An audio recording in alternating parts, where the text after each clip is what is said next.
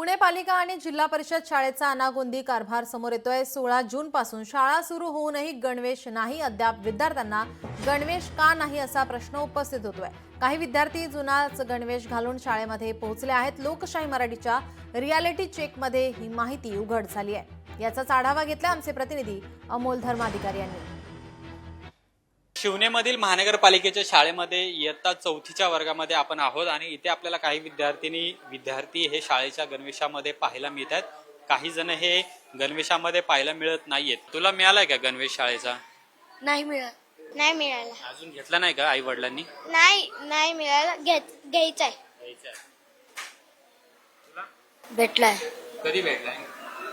तिसरीत होतो तेव्हा। तिसरीत असताना मिळाला। आता 4थीत असताना मिळालाय का? नवीन गणवेश घेतलाय का? नाही मिळाला।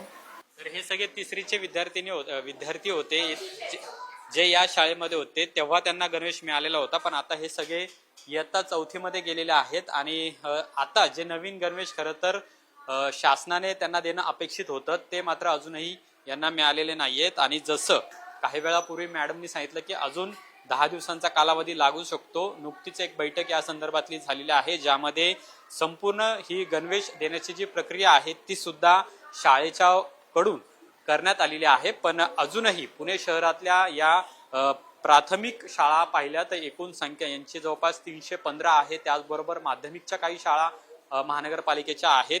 तिथे सुद्धा विद्यार्थ्यांना हे गणवेश आहेत ते सुद्धा देण्यात आलेले नाहीयेत आणि त्यामुळे यामध्ये नेमका उशीर महानगरपालिका आणि राज्य शासनाकडून का लावला जातोय हा खरं तर प्रश्न आहे। कॅमेरामन योगेश केळापुरेसह अमोल धर्माधिकारी, लोकशाही मराठी, पुणे।